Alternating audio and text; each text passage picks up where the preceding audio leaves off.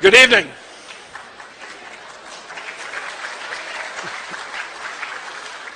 I want to welcome you to the Roger W. Hines Lecture for the 2006-2007 academic year.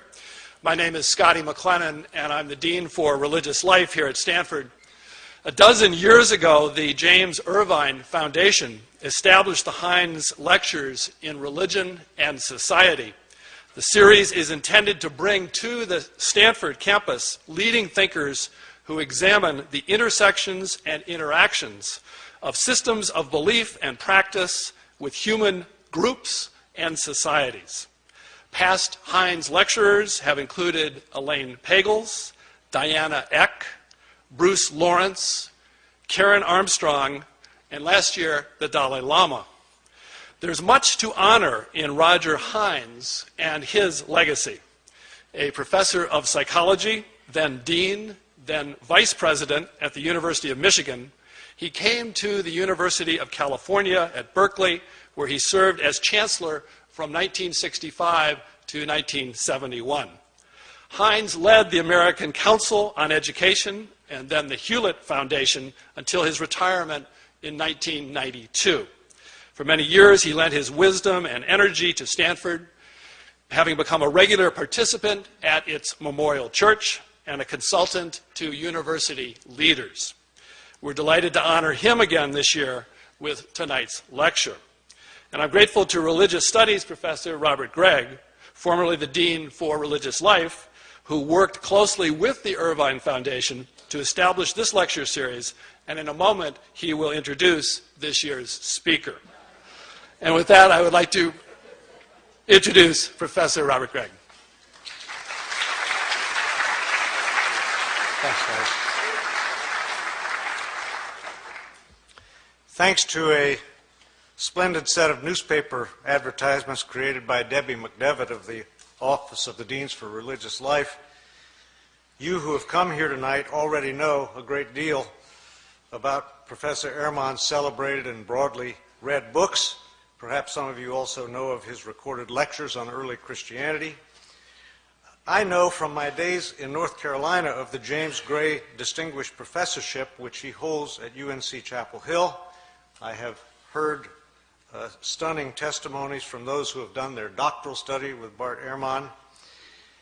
While producing the kinds of close and technical stories that we in the Scholars Guild ponder and admire, Ehrman has also taken with complete seriousness his vocation as a teacher of undergraduate students and in recent years of the wider public. He makes fascinating texts and traditions in early Christianity accessible through his characteristic clarity of explanation and argument. Alterations in the earliest manuscripts of New Testament writings and the special field of text criticism have occupied Ehrman since his own graduate student days, and we are very fortunate to have him here as our Hines lecturer to give us his latest take on some of these issues. His lecture title, as you know, Misquoting Jesus, Scribes Who Altered the Scripture and Readers Who May Never Know. That's not you. Please welcome Bart Ehrman.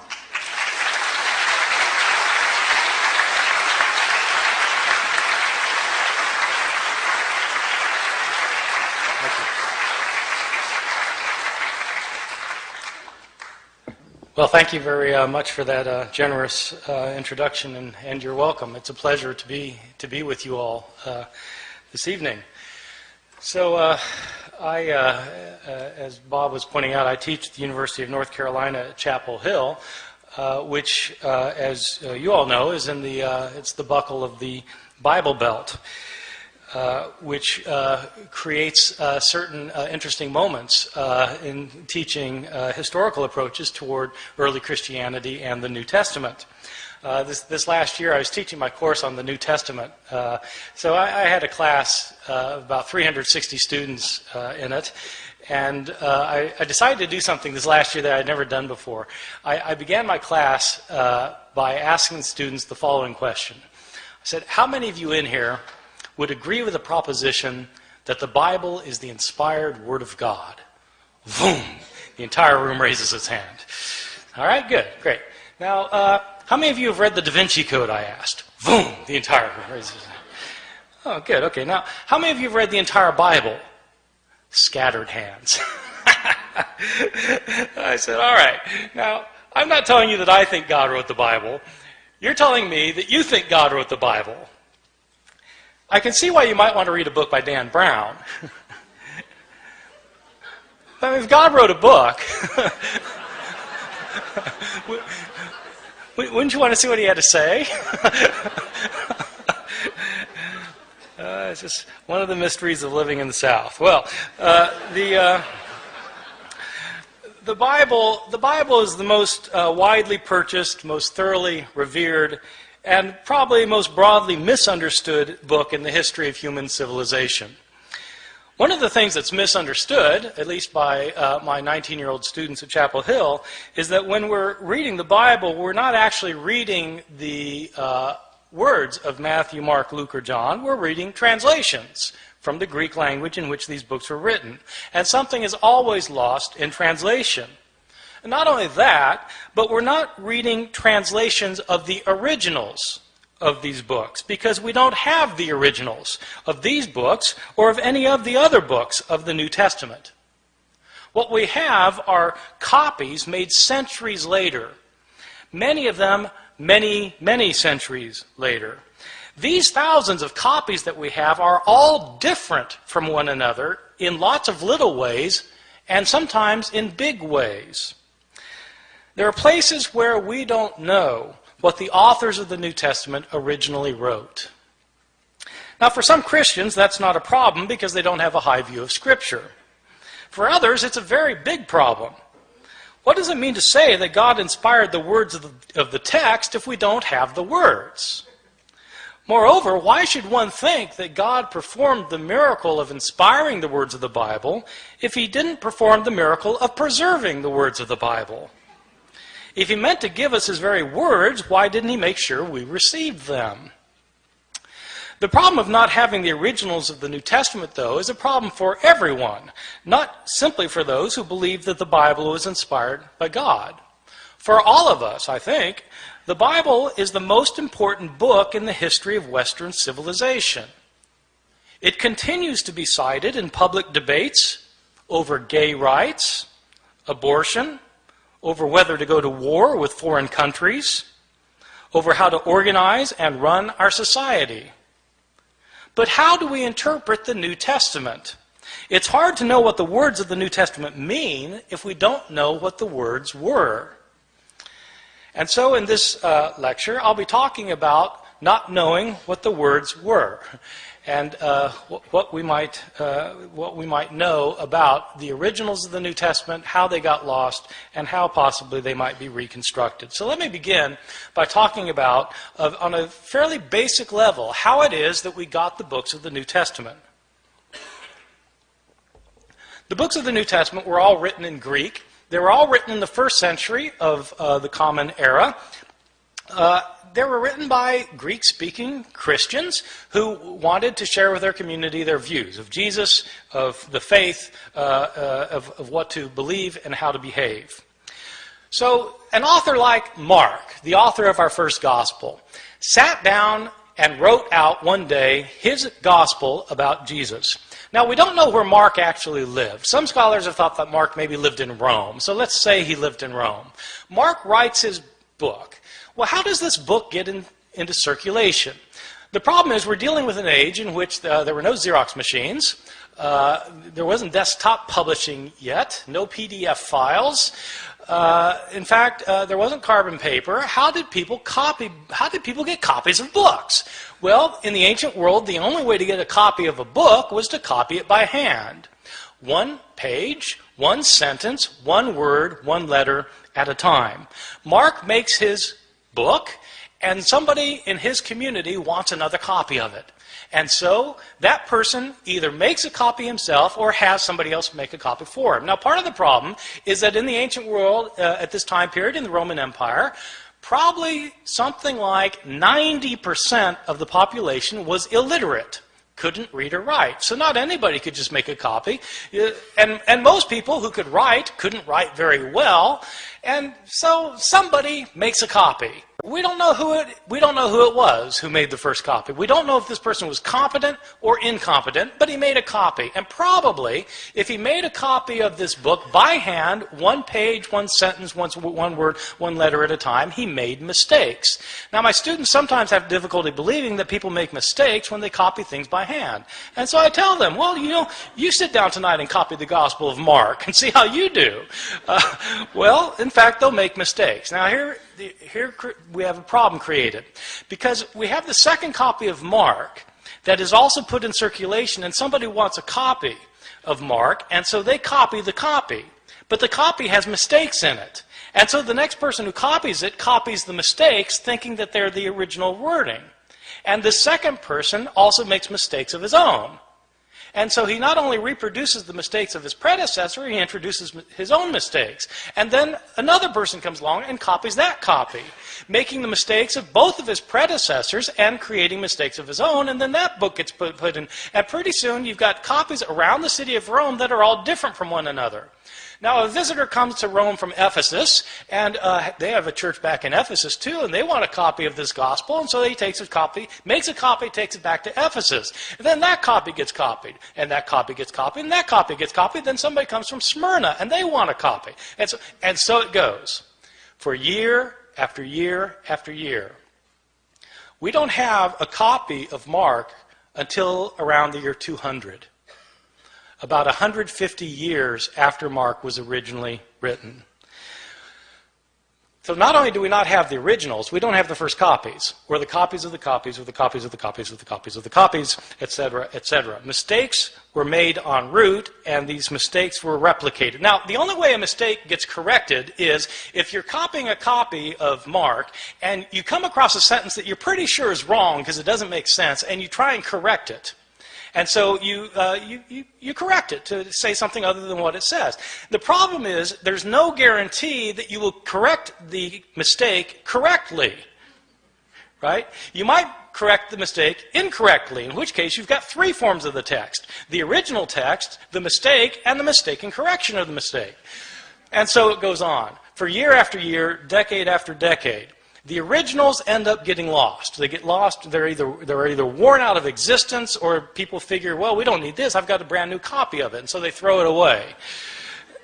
And all of the books of the New Testament, all 27 books, experience the same fate. And so that is the situation we're dealing with. This is not a situation that's unique to the New Testament. This is a situation that we find for every book from the ancient world. Every ancient book has this problem.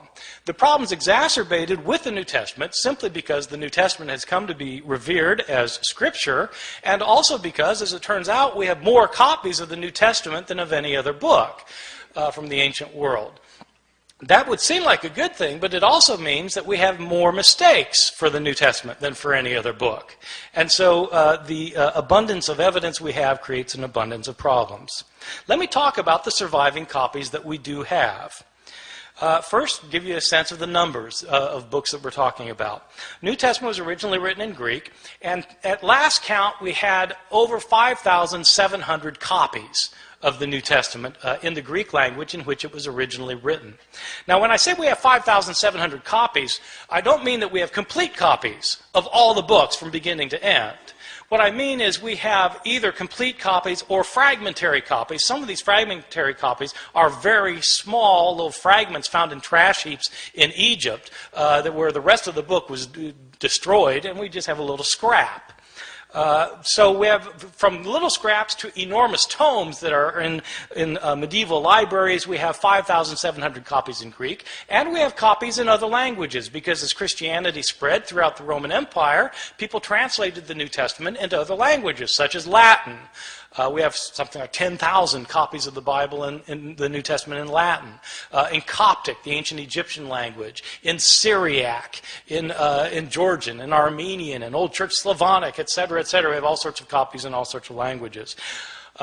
These copies can be compared with one another, and when you compare these copies with one another, there are lots of mistakes in them because no two of these copies are exactly alike in their wording.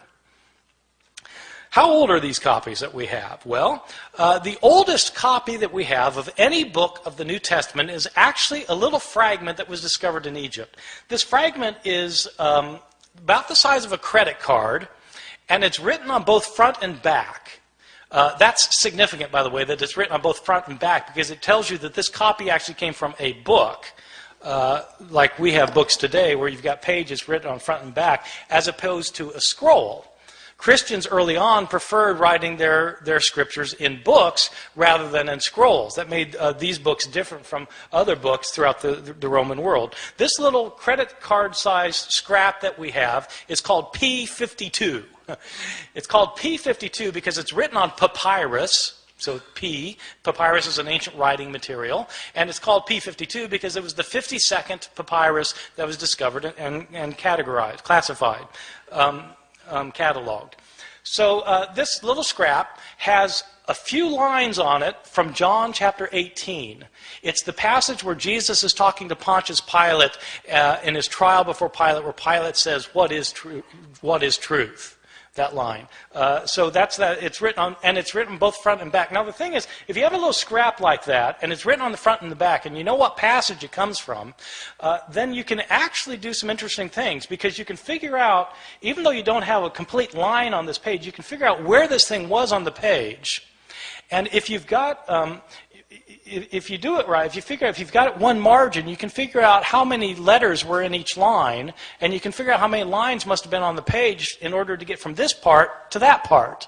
See what I'm saying? So you can actually reconstruct how long the page was, and then you can calculate how many pages were in this manuscript, because how many pages would it take with this many letters in it to create the Gospel of John? And so this one scrap can tell you how long the manuscript was. So there are people who do this for a living, so it turns out.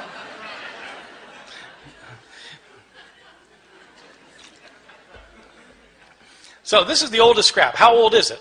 This scrap, P52, is usually dated to the first half of the 2nd century. The way they date ancient manuscripts is actually on the basis of a handwriting analysis. The science of this is called paleography. Paleo meaning ancient, graphy meaning writing, ancient writing. So the study of ancient writing is called paleography, and there are scholars who are paleographers who can date manuscripts within about 50 years of their production. The way the science works is that handwriting in the ancient world, before there was the invention of printing, changed slowly over time. So people made letters in certain distinctive ways depending on when they lived. And so if you are familiar with how handwriting was in different periods of history, then you can determine when a manuscript was written. That's the science of paleography. And a good paleographer can get within about 50 years. So this thing, and you need a 50-year gap, because some scribe who's copying a manuscript when he's 70 probably is writing the same way he did when he learned how to write when he was 20. And so you need a 50-year gap. So this thing is dated to around 125 plus or minus 25 years. Well, that's pretty early. This is from the Gospel of John. This little piece was probably written about 30 or 40 years after John itself had been produced. So that's pretty good. We don't get a complete copy of the Gospel of John until, again, around the year 200. But we do have this little scrap. Most of the manuscripts we have are not anywhere near this early, though. We start getting full manuscripts at the beginning of the 3rd century, around the year 200, 150, 170 years after Jesus' death. These are about 120 years after most of these books had been written. And we don't start getting numerous manuscripts until the 7th, 8th, or 9th centuries. And then we start getting lots of them, because then you've got monasteries where monks are spending their days copying manuscripts, and we have a lot of their manuscripts.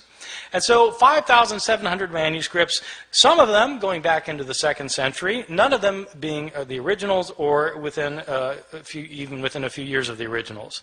So with all of these differences, with all of these manuscripts, how many differences are there? Throughout the Middle Ages, it appears that the scholars didn't realize that there was a problem of not having the original text, or very few scholars realized that this was a problem. Even the scribes copying the text, they sometimes would realize there were differences in the manuscripts they were copying, but they didn't make a very big deal about it. The first time somebody made a really big deal about this was exactly 300 years ago this year, in the year 1707. There was a scholar named John Mill at Oxford. I think he's unrelated to the Victorian John Stuart Mill. This John Mill was a scholar of the Bible, and he had spent 30 years looking at manuscripts of the New Testament. Now, this is obviously after the invention of printing, and printers have to decide what text they're going to print, and the problem is they've got manuscripts that have differences among them. And so how does a printer decide which manuscript to print? Well, it's a problem. That's when they started realizing that this was an issue. Well, John Mill wanted to produce a printed edition of the Greek New Testament. He spent 30 years looking at the manuscripts available to him. He had available to him 100 manuscripts, approximately 100 manuscripts.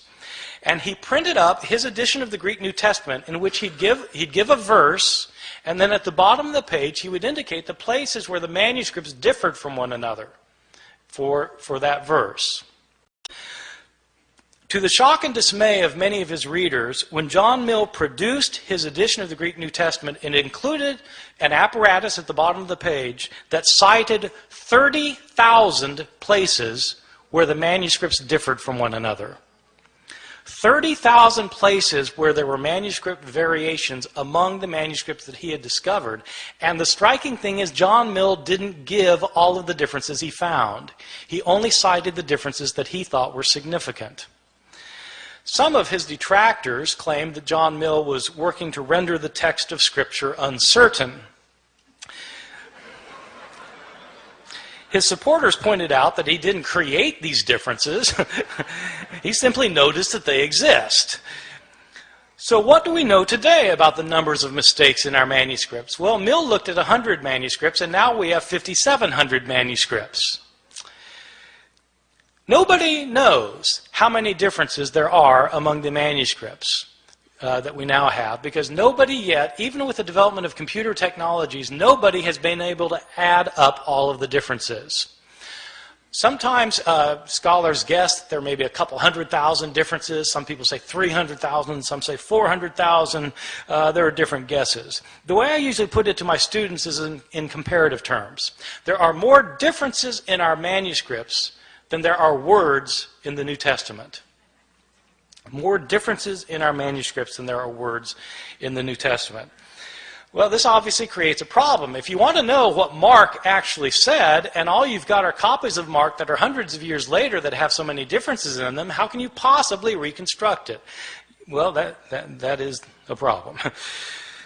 Now, having said that we have these hundreds of thousands of differences, I wanted to emphasize a particular point, which is most of these differences that we have in our manuscripts are completely insignificant, unimportant, and don't matter for a thing. Many of these differences in the manuscripts are so unimportant that you can't replicate them in translation. Okay? In other words, like they changed the word order in Greek, where you'd have to translate it the same way no matter what the Greek word order is. So, I mean, it doesn't really matter very much. By far, the vast majority of these hundreds of thousands of differences are significant for nothing more than showing that scribes in antiquity could spell no better than my students can today. And scribes, of course, didn't have spell check. Scribes, in fact, didn't even have dictionaries. And many scribes didn't care how they spelled anything. Sometimes you'll be reading a manuscript and there'll be the same word that occurs, say, 3 times within a couple of lines, and the scribe will spell the same word 3 different ways. He just doesn't care how the word is spelled. Well, so, you know, you've got lots and lots of those kinds of changes, and what do they matter for? They don't matter at all. So, having said there are all these hundreds of thousands of differences, I want to stress that most of them don't matter for very much. Some of these changes, the ones that don't matter, basically are accidental mistakes. Scribes were sometimes tired or sleepy, sometimes they were distracted, sometimes they were inept or unqualified, and they made mistakes. They would leave out a word, they'd leave out a verse, sometimes they'd leave out a page. They just made mistakes sometimes. One of the common mistakes of scribes is actually kind of interesting. Sometimes, you know, in the New Testament, you'll have a saying where you'll have 2 lines that end with the same words. Like Jesus in Luke chapter 12 says that whoever confesses me before people will be confessed before the angels of heaven, and whoever denies me before people will be denied before the angels of heaven. So you've got two lines that end with the words before the angels of heaven.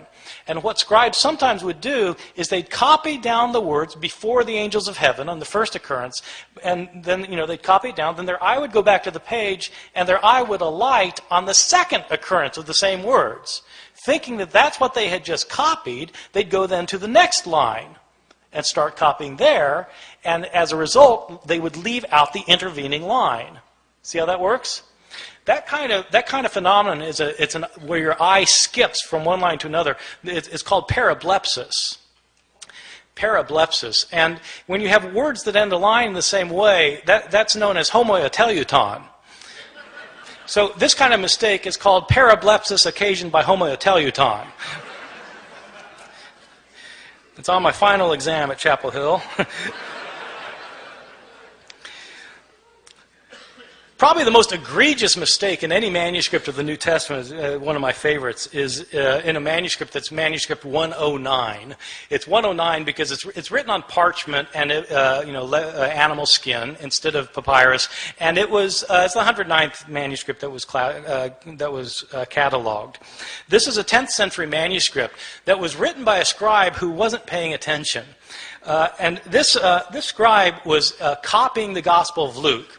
Now, the Gospel of Luke is one of the two Gospels in the New Testament that has a genealogy of Jesus. Genealogies usually aren't the favorite reading of my students at Chapel Hill. And I think probably it wasn't the favorite reading of this guy because he wasn't really paying attention to what he was doing. But, in Luke's genealogy is actually fairly interesting because in Matthew's the other gospel that gives a genealogy of Jesus, and it traces Jesus' line all the way back to Abraham, the father of the Jews, in Matthew. Luke doesn't stop there. Luke keeps going. Luke traces Jesus' genealogy all the way back to Adam, as in Adam and Eve. This is a fantastic genealogy. I've got an aunt who's a genealogist who's traced my family, back to the Mayflower. The Mayflower, Adam and Eve. So it's Jesus is supposedly the son of Joseph, who's the son of so and so, the son of so and so, the son of so and so, who's the son of David, son of Jesse, son of so and so. It goes all the way back. Isaac, son of Abraham, so back to Seth, son of Adam, who's the son of God. Okay, this genealogy goes all the way back. So the scribe of manuscript 109 is copying a manuscript that evidently gave the genealogy in two columns. But the second column didn't go to the bottom of the page. It only went partway down, the second column. So the first column, second column, partway down. And the scribe apparently didn't realize that this genealogy was in two columns, and so he copied across the columns instead of copying one column then the other column, leading to some very interesting results. As it turns out, Adam isn't the first human being. There was a man named Phares, who's the father of the human race, and as it turns out, God is the son of Aram. So it happens. These kinds of mistakes are just pure accidental mistakes that scribes mess up in places. There are other kinds of mistakes that are what I think are probably intentional mistakes. I differentiate between accidental mistakes where scribes just slip up and intentional mistakes where it looks like scribes are actually trying to change the text. Now, I don't know for sure that scribes are trying to change the text. I don't have any scribes around to interrogate about the matter. But there are some changes that don't look like they could possibly simply be a slip of the pen. And there are others that are debatable, whether they were a slip of the pen or not. But let me give you a couple of examples, and you'll see that some of these look like scribes maybe wanted to change the text. I'll give you a couple for instances. In Mark chapter 1, the Gospel of Mark, we read at the very beginning that as was written in Isaiah the prophet, behold, I send my messenger before your face to prepare your way for you. Okay, this is in Isaiah the prophet, behold, I send my messenger before you. This is a very interesting passage because the passage that's quoted is not Isaiah. When it says in Isaiah the prophet and then gives the quotation, the passage quoted is actually Exodus. So it's interesting that in the later manuscripts of Mark's gospel, the text is changed. so that it no longer says in Isaiah, as is written in Isaiah the prophet. Now it says, as is written in the prophets. You see, getting rid of the problem that, in fact, this isn't a quotation from Isaiah. Right? See, so maybe that's a slip of the pen, but it looks to me like somebody saw that this could be taken as a mistake, and they changed it as a result. Or give you a second example. In Luke's Gospel, chapter 2, we have the only story of Jesus as a boy in the New Testament. Jesus is a 12-year-old, and we're told that he and his family have taken a trip to Jerusalem to celebrate a festival, probably the Passover festival. It is a peculiar story because they celebrate this festival, and then the family goes back in the caravan back home, and 3 days later they realize Jesus isn't with them. I mean, you might think they would have checked ahead of time, but he's not there, and so they go back to Jerusalem to try and find him, and on the third day his mother finds him in the temple. And this isn't an accident, by the way, that it's on the third day, right? This is a foreshadowing for Luke of what's going to happen at the resurrection narrative, where on the third day Jesus will rise from the dead. Well, so on the third day, his mother finds him in the temple, and there's 12-year-old Jesus talking to the leaders of the Jews and discussing with them matters of the law. And Mary is not pleased, and she sees Jesus finally after tracking him down for 3 days, and she says, "Son, why have you done this? Your father and I have been looking all over for you." Now, when Scribes copied this, they were taken aback. Your father and I? But Joseph wasn't his father, right? Jesus was born of a virgin. So it doesn't make sense for Mary to say, your father and I have been looking all over for you. And so there are changes in the manuscripts. Some manuscripts simply say, Joseph and I have been looking all over for you. Some manuscripts say, we have been looking all over for you. But somebody's changing the text because it could be read as a problem. And so they got rid of the problem. I'll give you a third example. This example is in one of Jesus' discourses in the New Testament, in Matthew chapter 24, in which Jesus is talking about what's going to happen at the end of time. This passage actually was very important. I feel a tangent coming on here, by the way. This passage was very important when I moved to Chapel Hill in 1988. Bob, you had been gone for a year at this time. In 1988, there was a big furor in North Carolina. There were Christian groups who thought that the end of the world was going to happen in 1988. That Jesus was going to come back and take everybody out of the world who were his followers. That's the rapture, right? When the rapture and Jesus comes back, takes people out of the world, and then all hell breaks out on earth for 7 years, and then the end comes, right? So there was a guy who had written a book based on this passage I'm going to talk about in a second. A guy had written this book that was called 88 Reasons Why the Rapture Will Occur in 1988. This book was in 2 million copies. I had students whose parents believed it and literally sold the farm.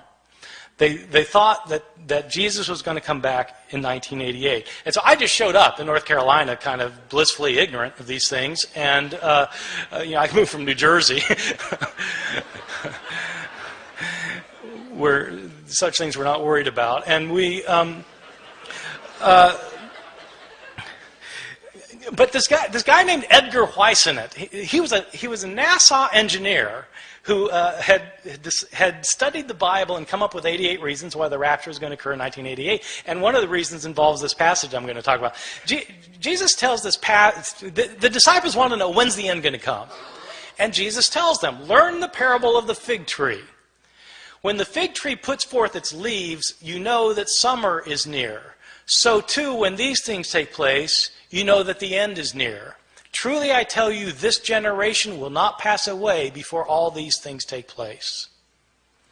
So Edgar Whisenant, this is one of Edgar Whisenant's 88 reasons. So the way it works is this. What is Israel in the Bible? Israel is sometimes represented as a fig tree.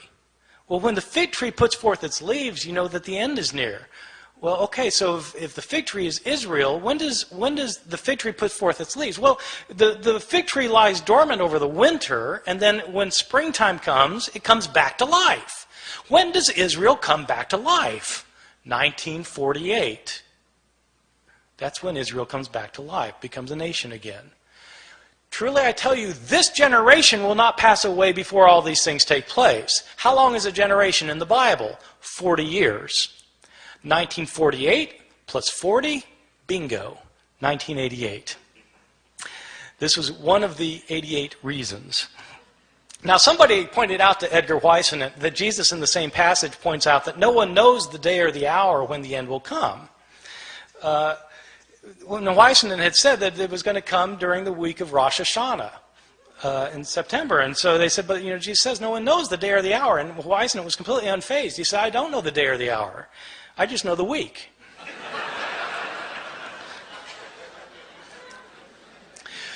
All right, so this passage actually throughout Christian history has been important because people have always been trying to figure out when the end's going to come. So in this passage, Jesus says no one knows the day or the hour, not the angels of heaven, nor even the Son, but the Father alone. Okay, Matthew 24:36.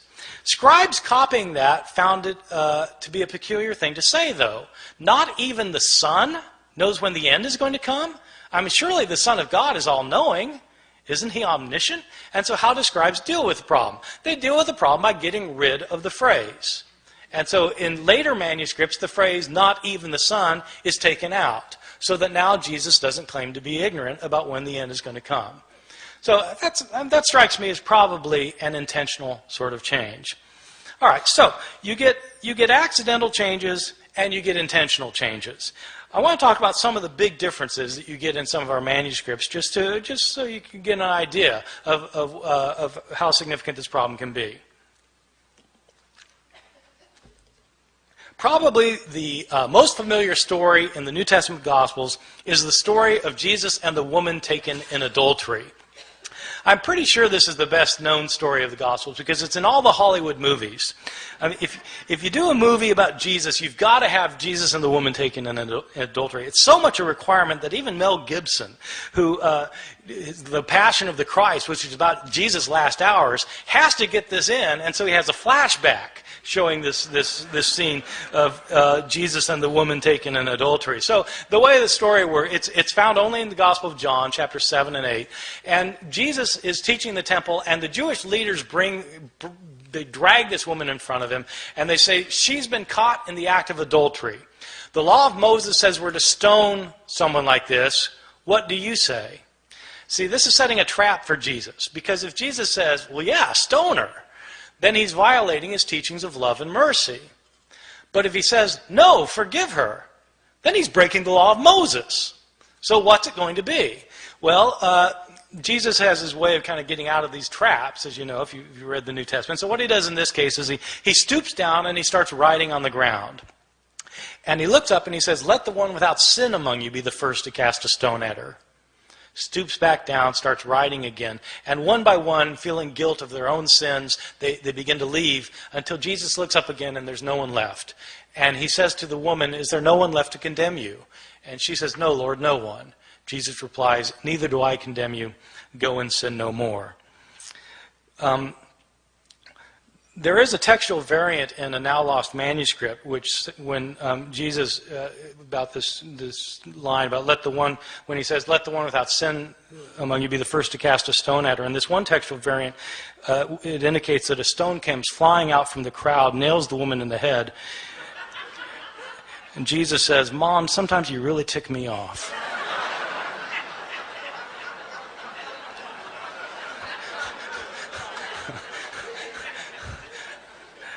I made that up.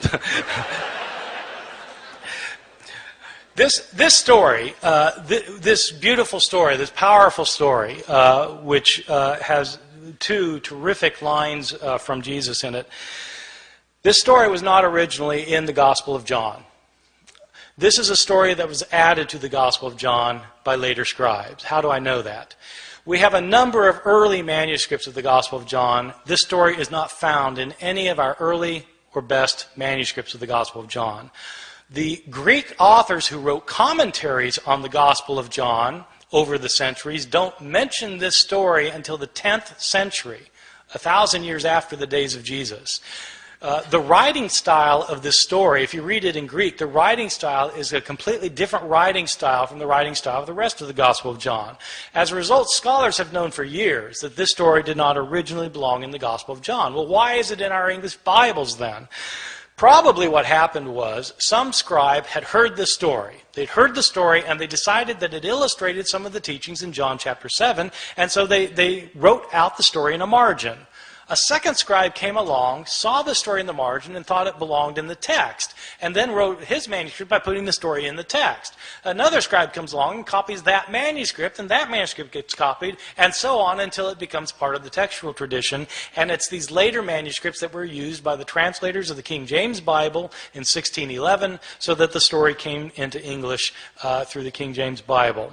So, this story, however, is not a story that was originally in the New Testament. So people sometimes ask me, well, are there any changes that are significant in the New Testament? Yeah, well, this strikes me as a rather significant change, that the story of the woman taken in adultery wasn't originally there. Or consider a second instance of another big difference, the Gospel of Mark. Mark is probably my favorite gospel because it's so subtle and understated in places, and it says things that you don't expect. And nowhere is this more true than in the ending of Mark's gospel. In Mark's gospel, Jesus is put on trial, and he's crucified, he's dead, he's buried, and on the third day, the women go to the tomb. The tomb is empty, and Jesus is not in it. There's some man in there. And the man tells the women that Jesus is not here, he's been raised from the dead. He tells the women, go tell the disciples that he will meet them in Galilee. And then it says the women fled from the tomb, and they didn't say anything to anyone, for they were afraid. Period. That's where it ends. That's the end of the Gospel of Mark. And you think, how could it end there? They're told to tell the disciples, but they don't tell anybody. Didn't the disciples ever learn? Didn't they go to Galilee? Didn't they see Jesus? How could that be the end of the story? And that's exactly the reaction the scribes had. They got to that ending, they said, how could it end there? And scribes then decided it couldn't add there, and so they added 12 verses. So that in your English Bibles today, you'll find 12 more verses after that, after chapter 16, verse 8. And often they'll be in double brackets, because the translators will tell you in a footnote, these verses weren't originally in here, these were added by later scribes. In these verses, in these added verses the scribes added later, but we know they're added later because they're not in the earliest and best manuscripts. The writing style is different from the rest of the Gospel of Mark, and in fact there are inconsistencies between this ending and the verses that precede it. So this is clearly an addition to the Gospel of Mark. In these final verses, according to these final verses, the women do go tell the disciples do go to Galilee, they do meet Jesus there, and Jesus then tells them that they're to make the disciples of all the nations, and people who become his disciples will be able to speak in foreign languages that they previously didn't know. They'll be able to handle deadly snakes, and they'll be able to drink poison and it won't harm them. These are the verses that the Appalachian snake handlers in my part of the world use to base their liturgical practices on. I've always thought that sometime in the ambulance on the way to the hospital, somebody should point out, actually those verses aren't in the Gospel of Mark.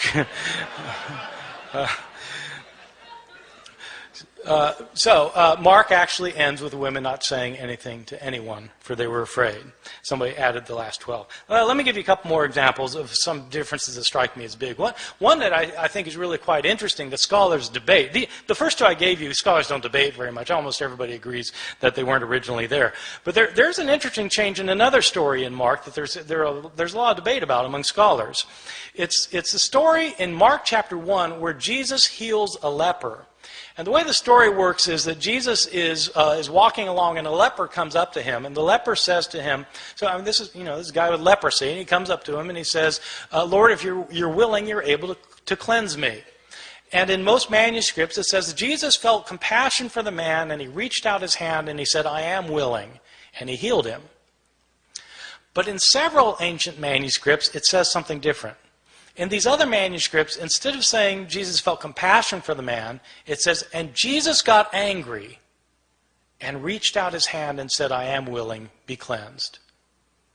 getting angry. Now, scholars have to debate which is the text that Mark originally wrote and which is the text that's been changed by a scribe. And one piece of logic that scholars have used over the years is this. Ask yourself, which text is a scribe more likely to have created out of the other? Is a scribe likely to have taken the text that says Jesus felt compassion and changed it to say Jesus got angry? Or is the scribe likely to have found the text that said Jesus got angry and to change it to say Jesus felt compassion? Well, if you put it like that, then, well, the latter's more likely something a scribe would have changed. And so this criterion ends up sounding kind of backwards, but the way the criterion works is that the reading that's the most difficult to understand is probably the original one. Okay? The more difficult reading is to be preferred. And so that's one reason for thinking that, in fact, this text originally said Jesus got angry. And there are actually a whole host of reasons for thinking that's what the text said. The next step, then, is to ask, well, what's he angry about?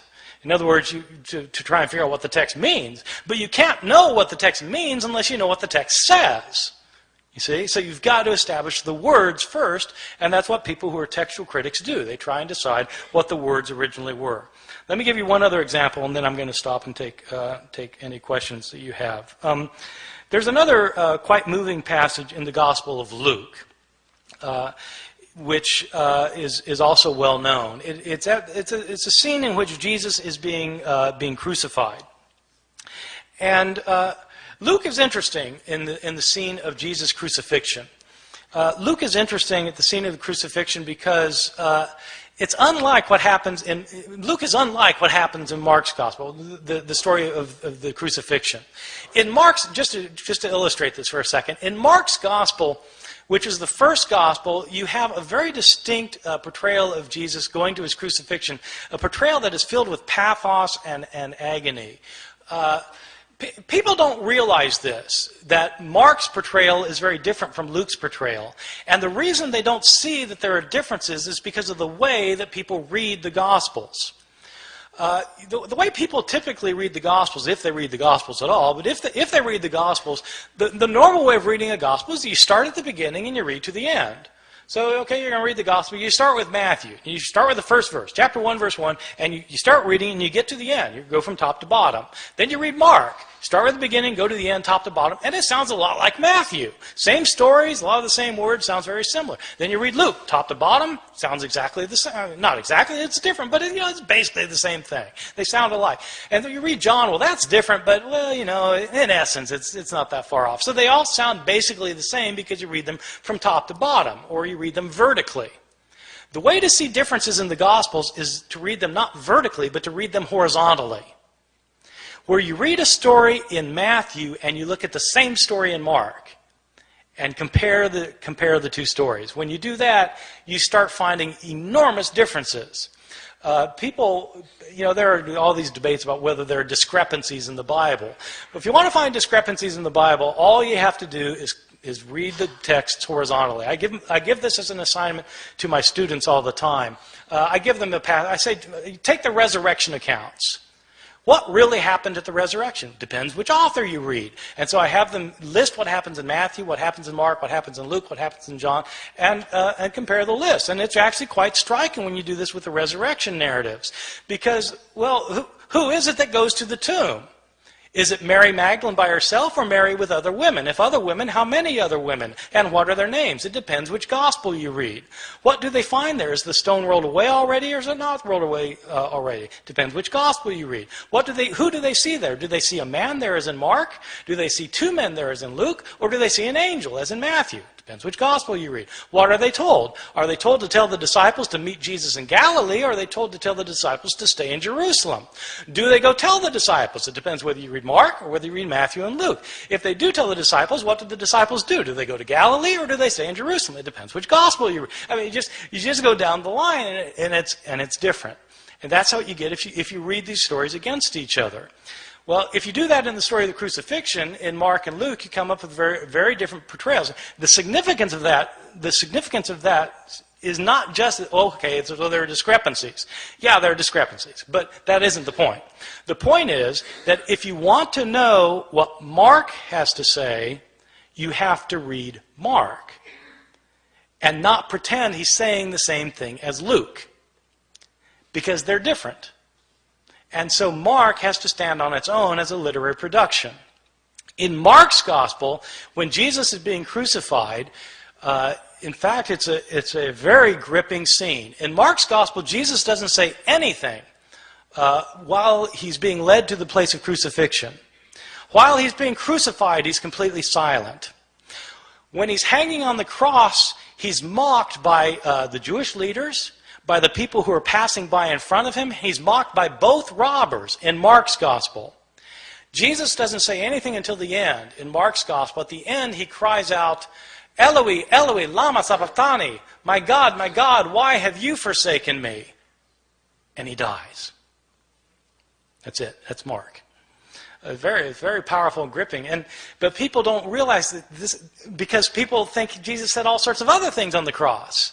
Well, why do they think that? Because they've read Matthew, and they've read Luke, and they've read John, and they end up with the 7 last words of the dying Jesus, which are found in not one of the Gospels, but by smashing all of the Gospels together into one big Gospel.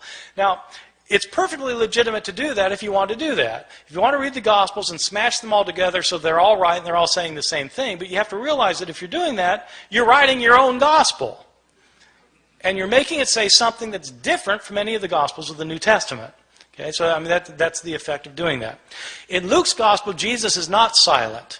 He's not silent on the way to be crucified. He sees women weeping for him, and he turns to them and he says, "Daughters of Jerusalem, don't weep for me. Weep for yourselves and for your children, for the fate that's to befall you." He's more concerned about these women than himself in Luke's Gospel. In Luke's Gospel, he's not quiet while he's being nailed to the cross. He prays, "Father, forgive them, for they don't know what they're doing." While he's hanging on the cross, he actually has an intelligent conversation with one of the robbers. The one guy maligns Jesus. The other robber says to the other person to be quiet because Jesus hasn't done anything to deserve this. And then he turns to Jesus and says, "Lord, remember me when you come into your kingdom." And Jesus says, "Truly I tell you, today you will be with me in paradise." Jesus knows exactly what's happening to him in Luke's gospel. Not in Mark, but in Luke he knows exactly what's happening to him. He knows what's going to happen to him after it happens to him. He's going to wake up in paradise, and this guy's going to be next to him. And at the end, the most telling thing of all is that Jesus, instead of crying out, my God, why have you forsaken me?" He doesn't say that in Luke. What he says is, "Father, into your hands I commend my spirit." And he dies. In Luke's gospel, Jesus is completely in control of the situation. He knows what's going on. He knows why it's going on, unlike Mark, where he seems to be in doubt. This verse about "Father, forgive them, for they don't know what they're doing" is a very interesting verse. In early Christianity, this verse was interpreted not as a prayer of forgiveness for the Romans who were crucifying him. It was interpreted as a prayer for the Jews who had turned Jesus over to the authorities. Jesus is asking for forgiveness for the Jewish people in the interpretation of the early Christian interpreters of the passage. That makes it striking that in some manuscripts from the early years, this prayer is omitted by some scribes. Why would scribes take that lovely verse out? Well, it should be obvious why they took it out. They took it out because they interpreted it as a prayer of forgiveness for Jews, and these scribes didn't think God had ever forgiven the Jews. In the 2nd and 3rd centuries, Christians started saying that Jews are guilty for the killing of Christ, and that, in fact, the destruction of the city of Jerusalem in the year 70 by the Roman armies was a punishment by God given to the Jewish people for rejecting their own Messiah. In the 2nd and 3rd centuries, we have Christians who are saying that Jesus was God, so that when Jews, they would say, when Jews were responsible for the death of Jesus, we have some authors saying Jews are guilty of deicide. Jews have killed God, and God held them responsible. What's a scribe who thinks that going to do with this prayer of forgiveness? He's going to take it out. And that's exactly what happens. Some of our early manuscripts are missing the prayer. They're missing it because scribes have changed it for reasons of their own. These are some of the big differences that you can find in the New Testament manuscripts, and there are all sorts of differences that you find. Some are related to theological disputes of early Christianity, where scribes have changed the text to make it coincide more closely with their own theological views. Some of these changes have to do with relationships of Christians and Jews. Some of these changes have to do with Christian understandings of women. There continue to be debates today in churches, Christian churches, about whether women should have leadership roles. Well, these debates often hinge on verses that have been changed by scribes. You can guess which way scribes changed these verses. In the 2nd and 3rd centuries, when women's roles were being suppressed, all of a sudden manuscripts start showing up in which women are told to be silent in the churches. This is the sort of change that scribes made. The textual critic is somebody who tries to deal with this phenomenon of manuscripts that have so many changes in them. There are actually two things that a textual critic does. One thing that is, of course, primary importance is to figure out what an author actually wrote. Because you can't interpret an author, whether you're talking about Plato or Aristophanes or Homer or Mark or Matthew or Luke or John. You can't interpret what an author said unless you can't interpret what he said unless you know what he said. You've got to have his words, and so textual critics try to reconstruct to the best of their ability what an author actually wrote. A textual critic also, though, is interested in knowing why the text got changed. Why did scribes change the text? I mean, it's interesting to see that sometimes they fell asleep, but beyond that, what kind of theological motivations were there for changing the text? What kind of ideological influence were affecting these scribes? When we know more of that kind of information, we're better able to understand both the scribes and their own historical context as people living in the early centuries, especially the early centuries, a time period about which we have very little information about Christianity otherwise. Thank you very much.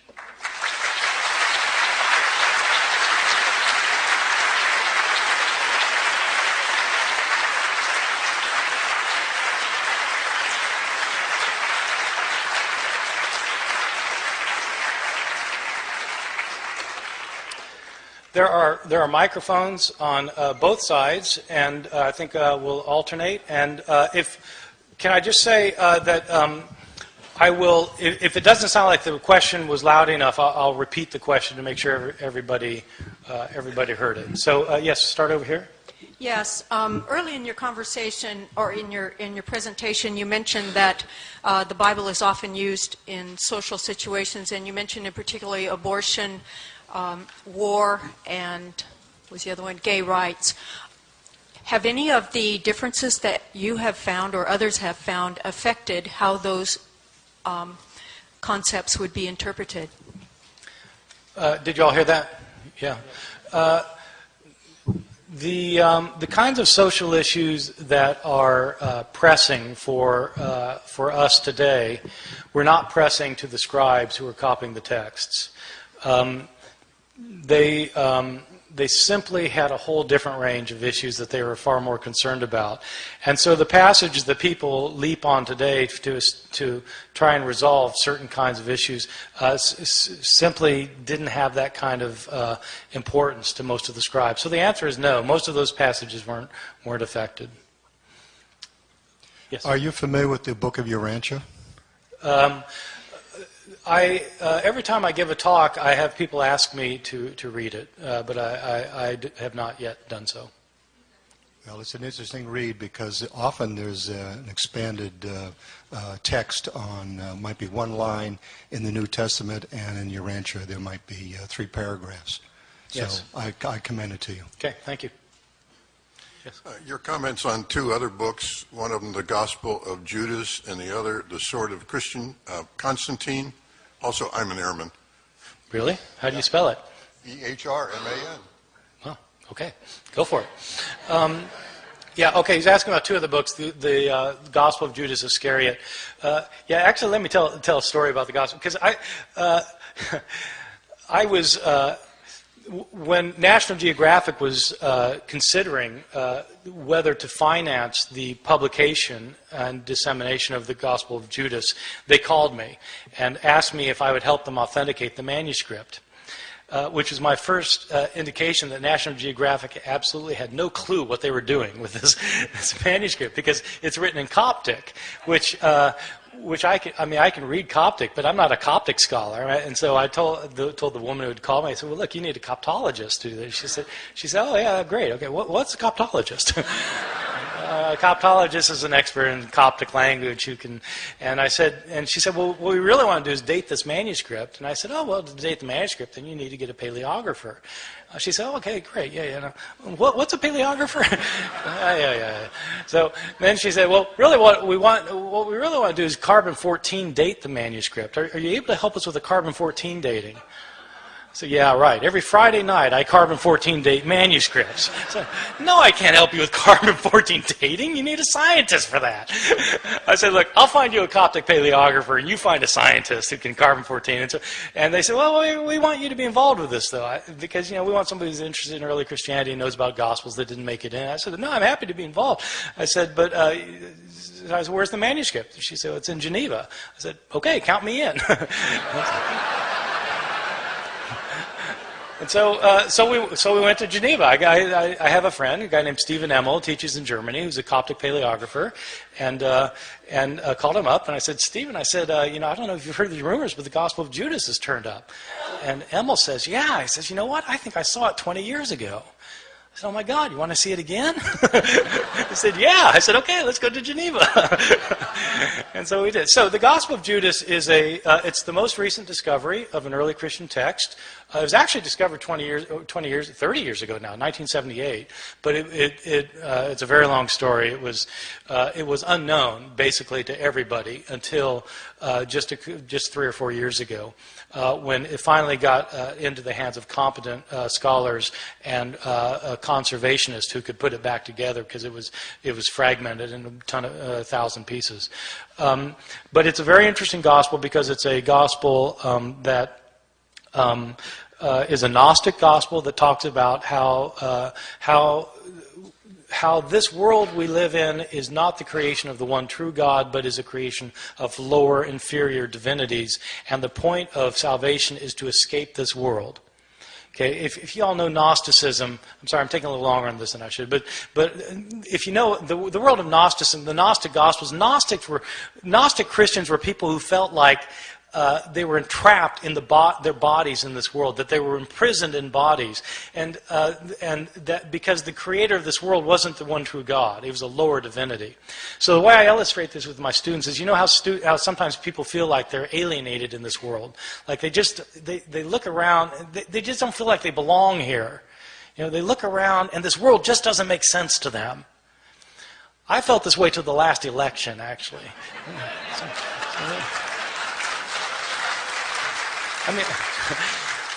I knew people that seemed to do just fine, but it didn't make sense to me. I realized I don't belong here.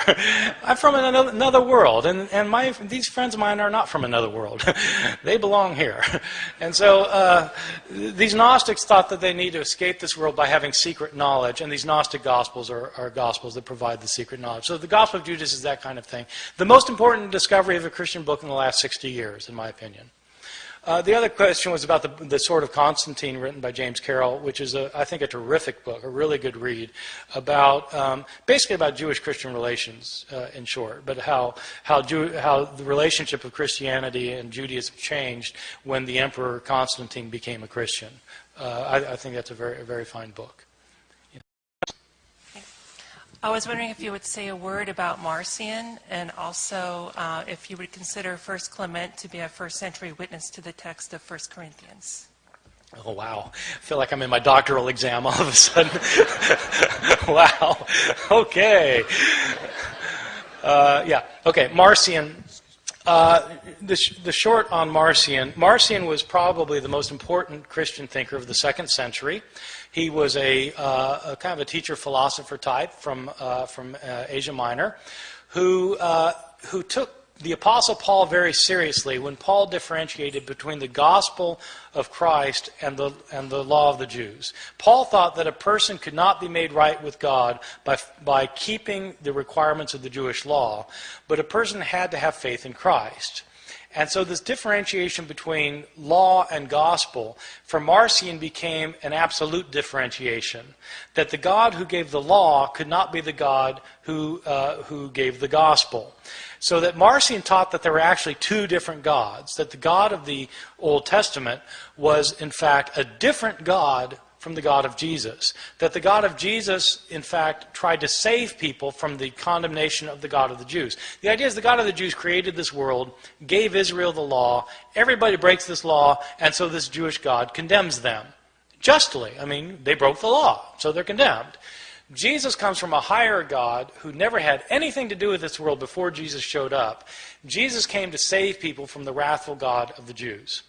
And so Marcion tried to propound this point of view and won a lot of converts. In fact, in his day, he was extremely successful. There were a lot of Marcionite churches that started up. And in some parts of the Christian world, it looks like this Marcionite understanding of Christianity was the dominant form of Christianity. In this form of Christianity, the Christian Bible didn't have an Old Testament, because that was the book of the Jews. And it had the Christian New Testament consisted of Paul's letters. Marcion knew of 10 of Paul's letters, and one gospel, the Gospel of Luke. So it was Luke and 10 letters. I mean, some of us are glad that Marcion didn't succeed, because those of us who teach New Testament would only have half-time jobs now. Anyway, so that was Marcion. The second question is, does 1 Clement give us any attestation for the text of 1 Corinthians? So 1 Clement is a book that is in a collection called the Apostolic Fathers. It was probably written in the mid-90s, and so it was actually written before some of the books of the New Testament. It was written to the church in Corinth by the Christians of Rome. And it was actually kind of an interesting situation that led to this letter. There apparently was some kind of ecclesiastical coup in Corinth, where the leaders of the church had been ousted somehow or other. We don't know how. And some other people had taken over, and the people in Rome didn't like it. And they tried to reverse this coup that had happened. And so this author then is writing to the church in Corinth to try and straighten things out. And this author knows about 1 Corinthians, and in fact reflects a lot of Paul's letter of 1 Corinthians, which was written about 30 years earlier. I don't think it gives us any help for knowing the text of 1 Corinthians, if by that you mean, does it help us reconstruct what the actual words of 1 Corinthians were? I don't think it helps us with that, but it does reflect many of the themes that you find in 1 Corinthians. Yes? With the possible exception of Matthew 24, where Jesus says, no, not even the Son knows, none of the textual examples that you've given tonight pose any problem for fundamental Christian doctrines. And I'm wondering if there are textual examples that are more threatening on that front. My second question is, to what extent were canon and textual problems discussed at Nicaea? Okay, the second question is quite easy. To what extent were the formation of the canon of the New Testament and the text of the New Testament discussed at Nicaea? The answer is not at all. The Da Vinci Code says they were, so yes. Who should I believe? Yes. Right. I think you need to trust Dan Brown. He did a lot of research for this book. He learned, for example, that Leonardo's name was really Da Vinci.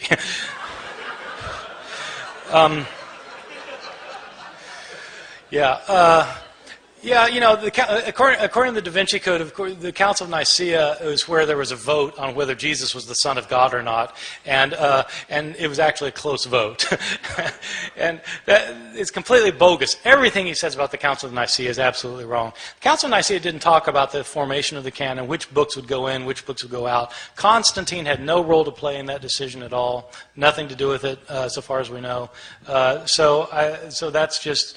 that's something he came up with that has no bearing on historical reality, I think. Are there textual changes that affect Christian doctrine? Well, it kind of depends how you look at things. There certainly are passages that affect Christian doctrine. There are passages in which Scribes changed passages to emphasize that Jesus was divine. They changed other passages to emphasize that he was human.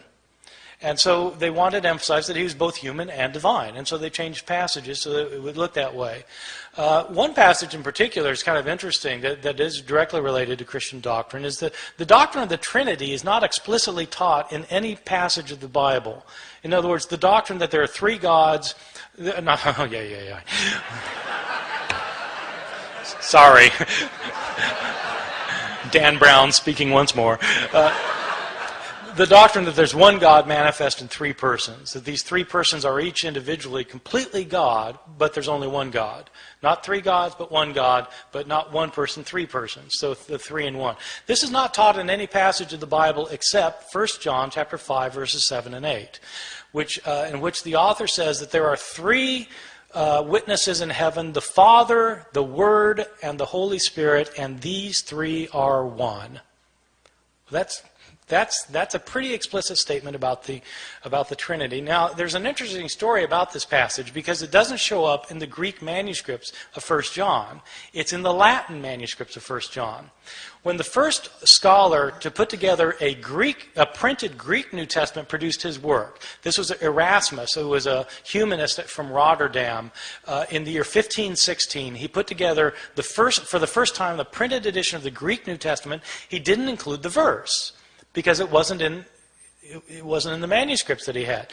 And the Latin theologians went ballistic. And according to the story that circulated, Erasmus said, look, it's not in any of the Greek manuscripts. And they said, yes, but it's part of the church's doctrine. You've gotten rid of the Trinity.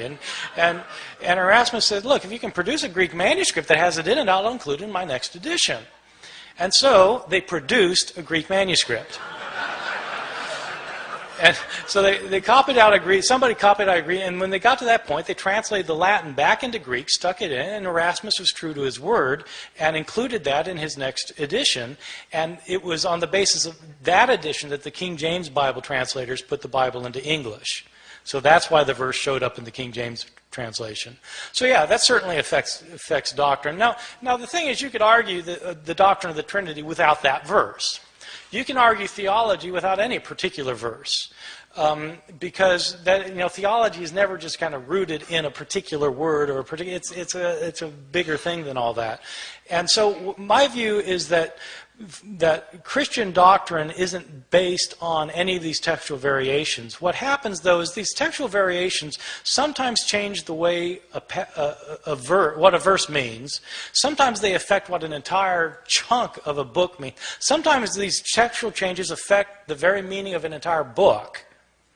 And that's theologically significant to me. Not that it necessarily changes anybody's precious doctrines or their chosen doctrines, but it does affect what the books of the Bible mean, and that's theologically significant, I think. Yes? Yes, I appreciate your lecture. I haven't read Misquoting Jesus, but I enjoyed your Da Vinci Code book last year. It was got me thinking. Seriously, I did like it a lot. A question I have regarding the attempts to harmonize the crucifixion accounts, whether they can be harmonized or not, concerns the logical approach that's appropriate to use, and this is what I'd ask your comment on. Aristotelian logic basically indicates that omission is not necessarily contradiction. At the Stanford philosophy website, I think it's the Encyclopedia of Philosophy, I forget exactly, there's a very elegant summary of Aristotle's definition of a contradiction. Basically, in my limited style, I'll just say it's a situation where you have two statements that cannot both be true at the same time regarding the same situation.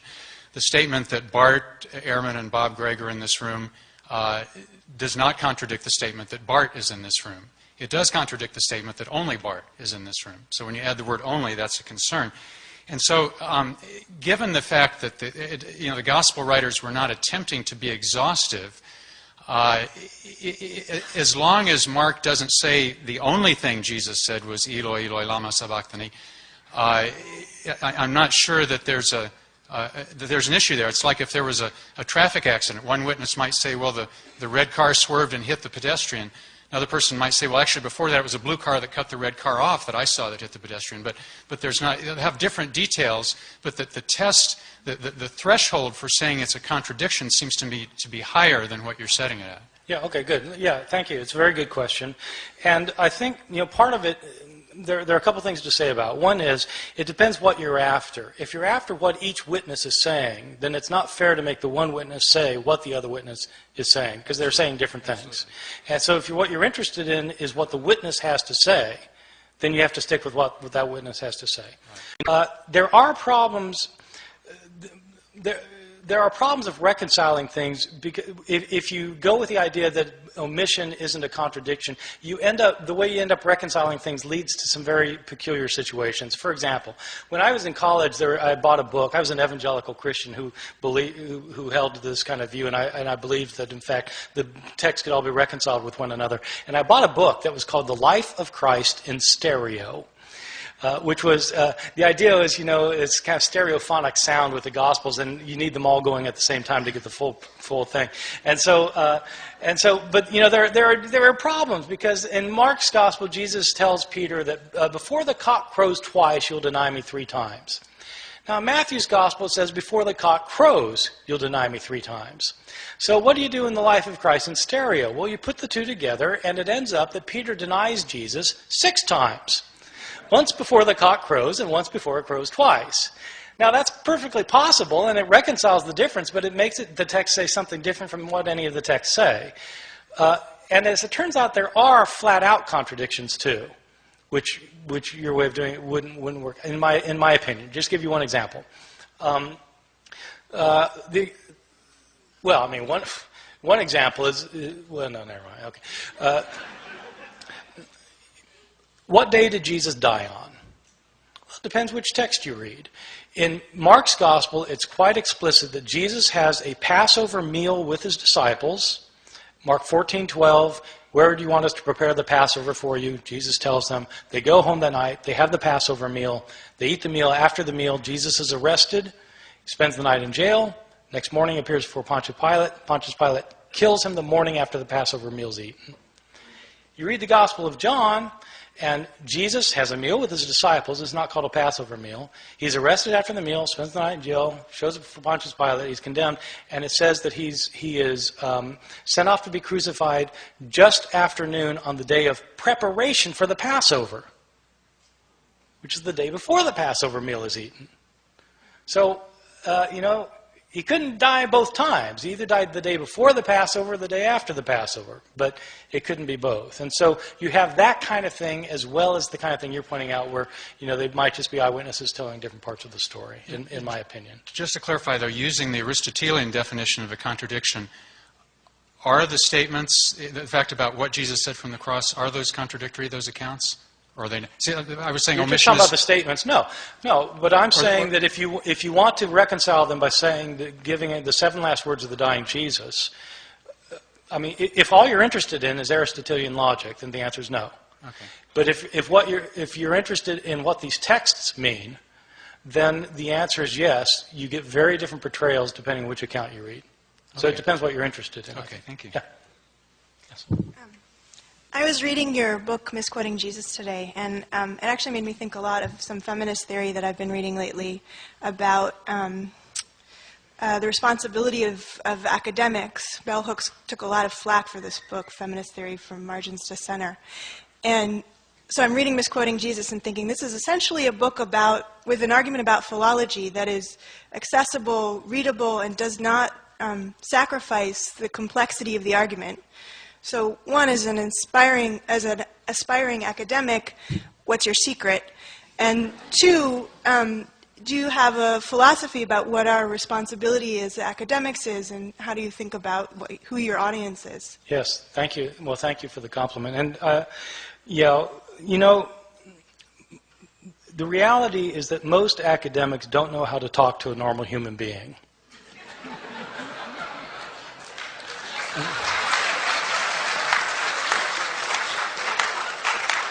And so I have friends who want to write a book that would sell in Barnes and Noble, and you have to tell them, you're not writing this for the guy who's in the office next door. You're writing this for your mother.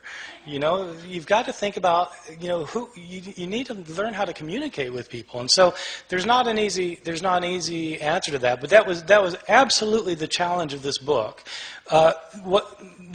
One thing people have gotten upset about, evangelical scholars have gotten upset about this book, is they say, well, this isn't news. We've known about this for hundreds of years, which is, of course, what I say in the book. We've known about this for hundreds of years.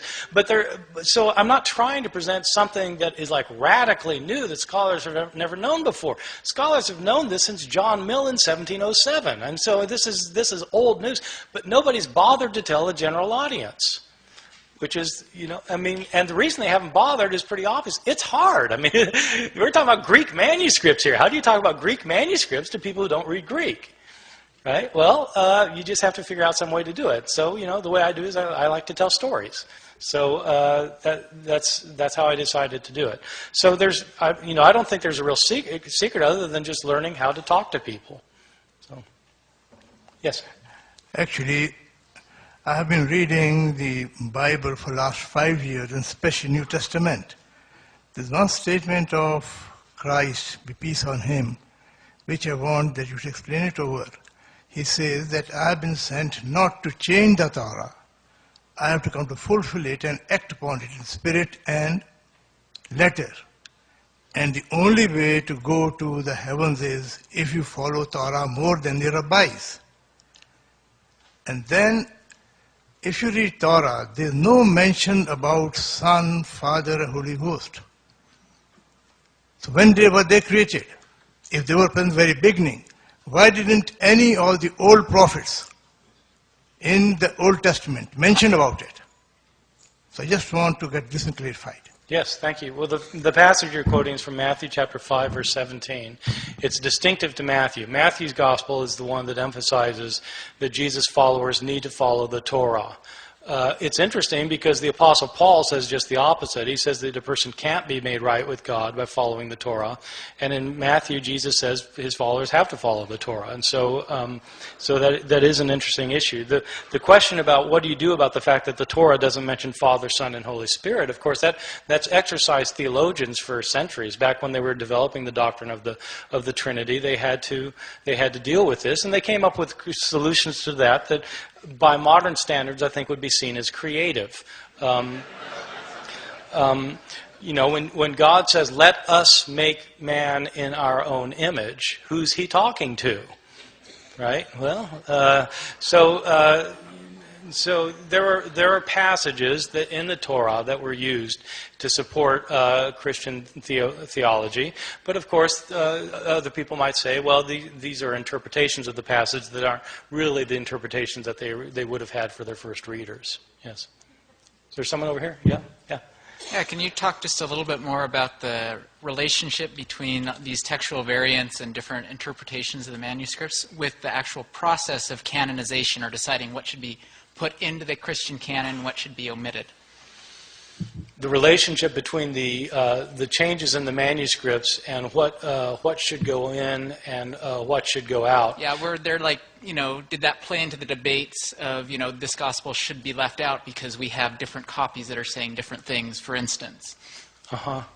Yeah, actually, that particular issue didn't come up very much about, can this be in because this manuscript has been changed in so many ways. There are interesting questions about the relationship of text and canon, though. I mean, just on kind of the most basic level, if the woman taken in adultery isn't in the oldest manuscripts, but it's in most of the manuscripts from the Middle Ages, is it part of the Bible or not? Is it part of the canon? Or the last 12 verses of Mark. They're not in the earliest manuscripts of Mark, but they're in most of the manuscripts of Mark. So is it part of the Bible or not? And that really is a good question, and it's not a question that a historian can answer. It's a question that a theologian needs to answer, because it has to do not with historical fact, but with theological interpretation about the nature of Scripture. But it's really, I think it's a fundamental question for theologians, because if theology, if a biblical theology is rooted in the text, you have to know what the text is. Which is, for me, one of the reasons I've been surprised over the years that theologians show no interest in textual criticism at all, most of them. No knowledge of it, no interest in it. And it seems to me it's actually kind of important for biblical theologians anyway. So, I think you need to go to the mic if you have a question. Did you have a question here? Oh, yeah. Yes. Thank you for talk. I have a question regarding the discrepancy among the Gospels. Yes. Obviously, there are many differences and then it sounds like it's almost embarrassing to have those 4 Gospels put together as a Bible and say that this is truth, because there are obvious differences. Yes. Then my point is there are argument that if there are embarrassing discrepancies among the Bible in the Bible, why would early Christians and why would they put them together and they say it's the Bible, although there are obvious differences? Yes, it's a great question. Why did the early Christians not look at these discrepancies and say this is a problem? Why did they include them in the same, in the same covers as the Bible? It's a really good question, and I think that actually different early Christians had different answers to that. One early Christian in the 2nd century was a guy named Tatian, whose answer to this was that you've got these 4 accounts, and this guy Tatian actually produced a Life of Christ in stereo for Syriac reading Christians in the 2nd century. He took the 4 Gospels and he put them together into one big Gospel and reconciled them all together with one another in a book that was called the Diatessaron, which means through the 4. You take the 4, and through the 4 you get the big gospel. So that was one way of dealing with the problem. Some Christian authors thought that if you have contradictions between these texts, then what that is the Holy Spirit telling you that you need to look for the deeper meaning of the text, because the surface meaning of the text obviously doesn't work. And so it's God telling you need to look for the deeper meaning of the text. And the reality is that most Christians in the 2nd, 3rd centuries down to today never realized that there are differences.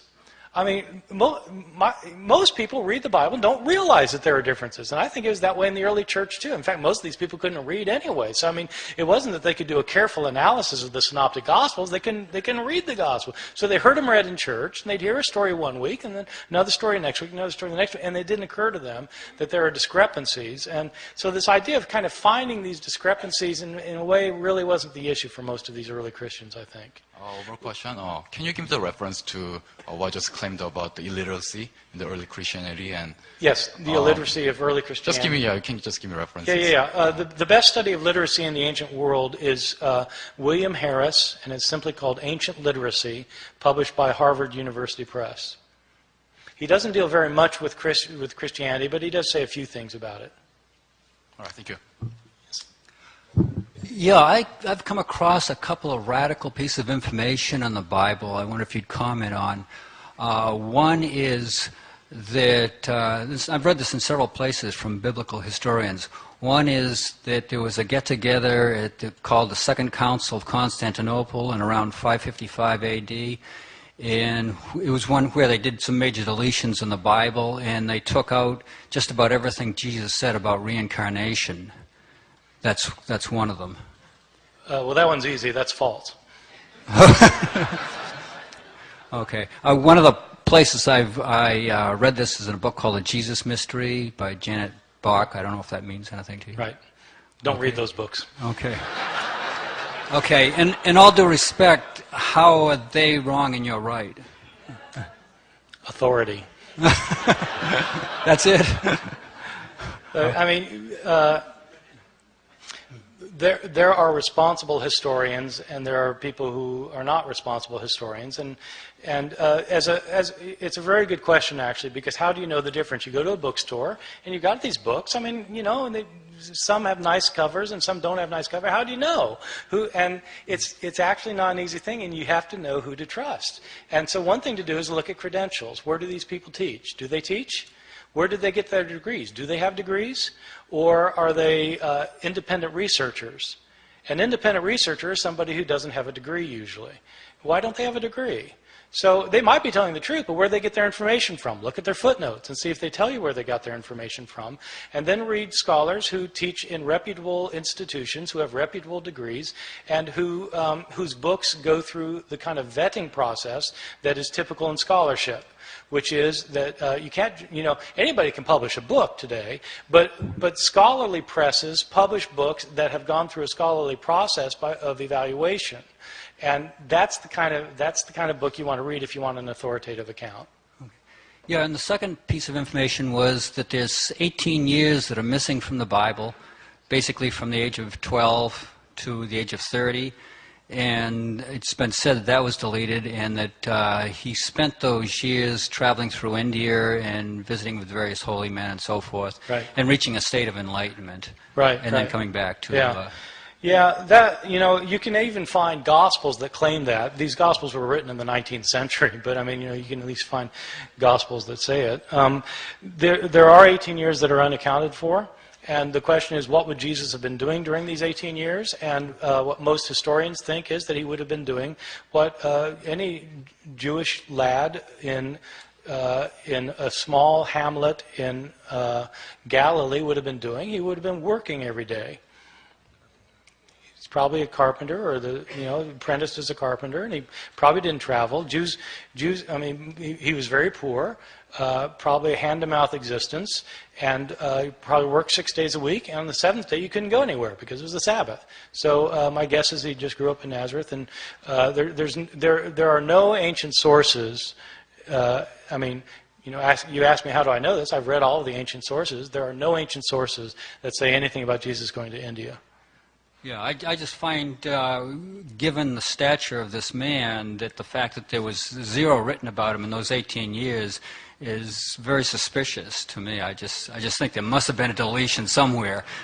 I mean, why didn't somewhere in the Bible it said, well, from the age of 12 he just spent the time with his father in his shop and doing this and that, and then all of a sudden emerged at 30 and did all these miraculous things. So, anyway. Yeah, thank you. Okay. Yes. My question concerns essentially languages. If I understand correctly, and I'm not a biblical scholar, but I've done a little bit of work, most of what is written is from 30 years, the earliest would be some of the earlier letters of Paul, to 60 and further on years later after Christ passed on, much of which is either in Greek or in Latin. And in spite of what the governor of Texas was purported to have said in about 1923 in a trial on bilingual languages, they had that same problem when she threw a Bible down and said, if English was good enough for Jesus, then it's good enough for our students. I suspect that Jesus didn't speak English and actually spoke the language of the common people, since he was actually trying to talk to the common people, which, if I understand correctly, in first century Palestine was Aramaic. And there are very few Aramaic texts around. So could you comment on what's missing between what was actually said and the codices that we're actually trying to decode, and with no reference to Da Vinci Code here, decode as being what he might have said. Yes. In fact, I don't believe he spoke English, so he did not say, Father, forgive them, for they know not what they do. No. And in fact, I think the Neil Douglas Klotz and a bunch of others in this Aramaic movement are trying to do something along these lines. So could you comment on that and where you stand there? Yeah, so, no, it's absolutely right. Jesus spoke Aramaic. My opinion is that he did not know Greek, and that he did not know Latin. I think he probably knew Aramaic. The Gospels are written in Greek, so already when you're reading the Gospels in Greek, you're a step removed from the words of Jesus, assuming that the words that are being recorded are actually words that he said, because they're written 30 or 40 years later, and maybe some of these words weren't things that he actually said. There are sayings in the Gospels that make better sense if you retranslate them into Aramaic from Greek. I mean, it's tricky to do. I mean, but it's fun too. So give you an example. There's a saying that doesn't make very good sense in Mark chapter 2. I'll use the sexist phrasing of this because it's the one people are familiar with, and it's one that it's easier to make my point. Sabbath was made for man, not man for Sabbath. Therefore, the Son of Man is the Lord of the Sabbath. Okay? Sounds like familiar. But it doesn't make any sense. Sabbath was made for man, not man for the Sabbath. Therefore, the Son of Man is the Lord of the Sabbath. What's the therefore? Because it doesn't work. Well, but if you say it in Aramaic, the word for man, meaning human being, and the word for Son of Man is the same word, Barnashah. Sabbath was made for Barnashah, not Barnashah for the Sabbath. Therefore, Barnashah is Lord of the Sabbath. That makes sense. So you retrovert it into Aramaic, and it adds up. And there are other sayings, just as a side, so you need to do that, actually, if you're doing the historical Jesus study. The other side of that is, there are some things that cannot be retroverted back into Aramaic, which means Jesus probably didn't say them. Give you a famous example. Every World Series behind home plate, you get somebody holding up a sign, John 3:3. You must be born again. This is a very interesting passage that people holding these signs don't realize the linguistic problems, which is this. When Jesus says this in the Gospel of John, he says, a person must be born anothen to see the kingdom of heaven. Anothen is a Greek word.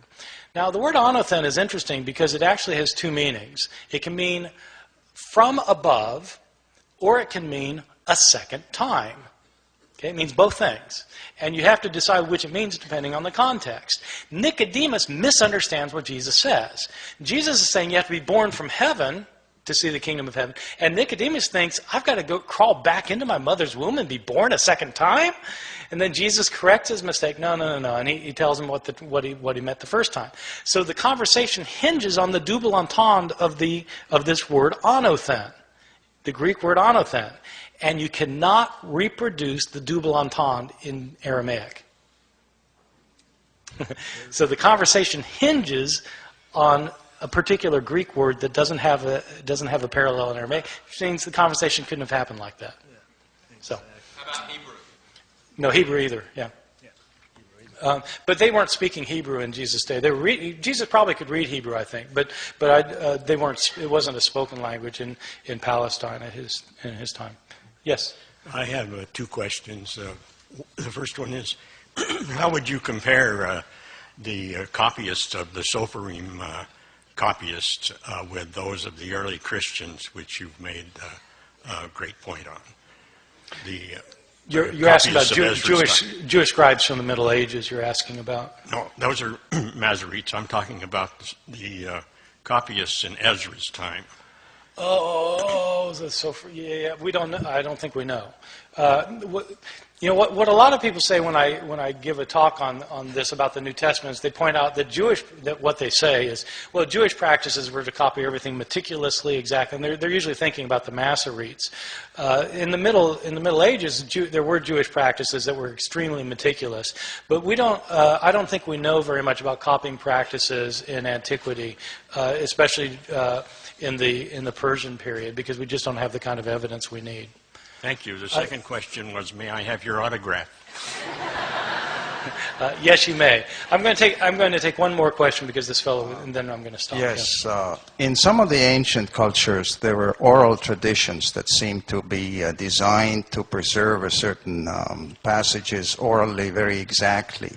Is there any evidence from early Christian times that there, in some corner of Christendom, such traditions were there, and what would they say about the passages? Yes, were oral traditions such that the traditions were being kept intact over the years with the retelling. And there have been New Testament scholars who've argued that Jesus was a rabbi who taught his disciples certain things, and they memorized these things so and they passed them along without changing them orally.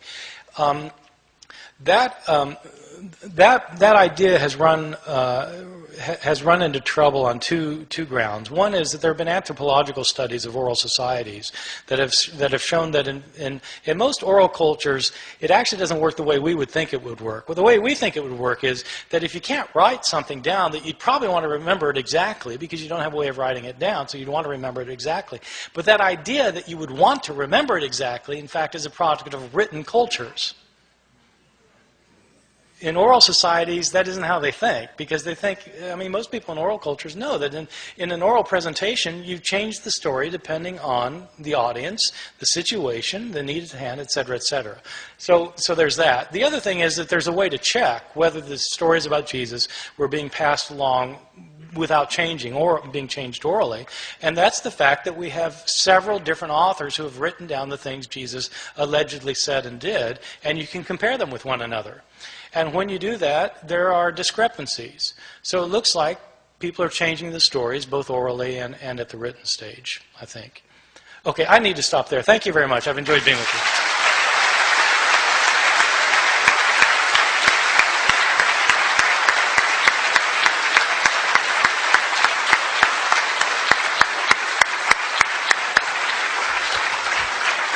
Thank you for an extraordinary evening. Thank you, Professor Ehrman, for bringing us scholarship that we haven't known for 300 years, as you point out, since 1707, both here tonight and in your books. And thank you all very much for your questions and for your participation this evening. Thank you.